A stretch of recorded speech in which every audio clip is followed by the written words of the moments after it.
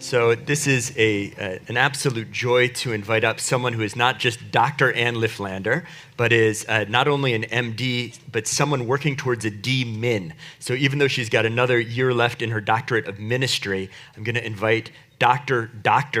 Ann Lifflander to kindly come forward to share some words of wisdom about Chana, the Haftorah of this week. And I believe we are going to join together with the blessings before the Haftorah, which can be found on page 247. Baruch atah Adonai Eloheinu melech haolam asher bachar b'nviim tovim v'ratza v'divreihem hanemarim be'emet Baruch atah Adonai habocher b'Torah u'v'Moshe avdo u'v'Yisrael amo u'v'nvi'ei ha'emet v'atzedek.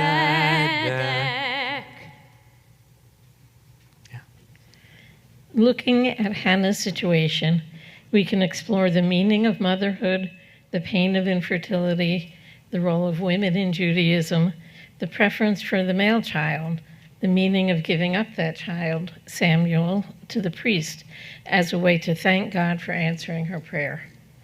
However, I am going to go in a different direction today because I have often found myself behaving just as Eli the priest does initially when he sees Hannah weeping and moving her lips.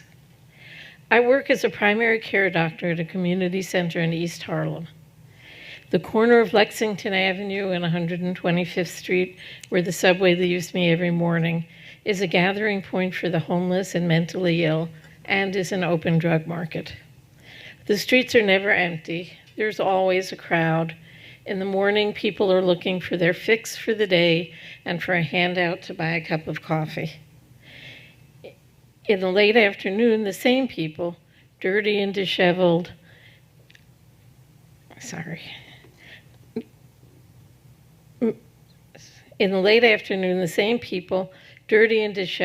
high, muttering to themselves or shouting their anger and pain to the world, or passed out on the sidewalk, populate that corner. The situation got worse after COVID, when many medical and mental health facilities either closed or switched to virtual visits. Virtual medicine is not really an option for the poor and unhoused, many of whom don't have smartphones or the privacy to have a telehealth visit with their therapist or psychiatrist, and therefore had no access to mental health care or to their medication. Seeming to mutter to someone not visible to the rest of the world, weeping and expressing pain in a public place, sounds a lot like Hannah in the temple. How often do we see someone like that in the train or on the street and assume that they are drunk or high or just plain crazy, and we feel annoyed that they have invaded our morning commute or our evening ride home after a long, difficult day? And how often have we blamed them in our heads or out loud to our fellow passengers for their condition?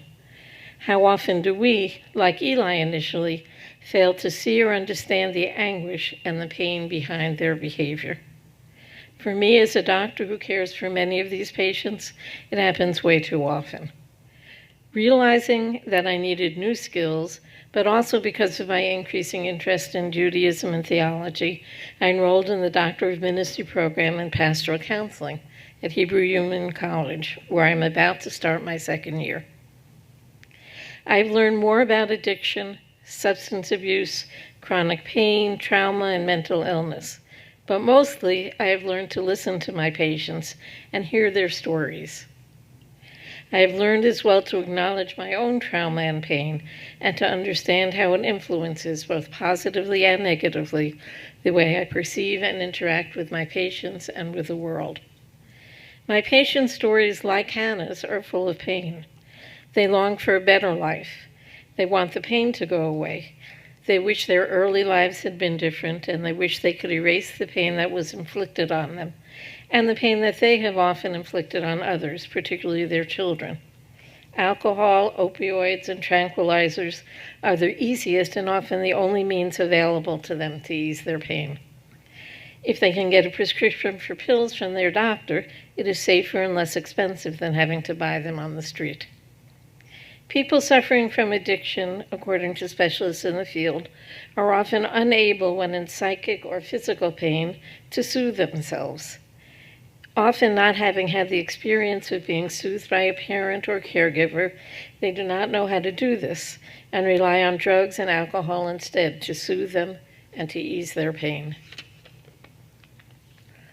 In addition to alcohol and drug use, childhood trauma, neglect, and chaos are associated with many other psychiatric disorders. I'm not positing that Hannah suffered from these, only that her behavior in the face of the extreme pain of her childlessness was perhaps not so different than what we can see on the streets and subways of every day in New York. I believe that all of us have the capacity to not respond as Eli did initially, but instead to recognize pain and suffering when it is being expressed in ways that are difficult to comprehend and difficult to watch, and to do what we can to acknowledge it, to provide safety and care to those in need.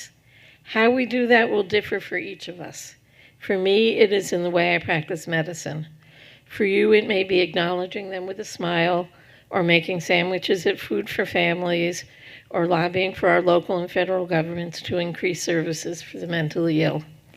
The form of our response doesn't matter. It only matters that we do respond when we are able. Shana Tova. Shana Tova. Shar kochach.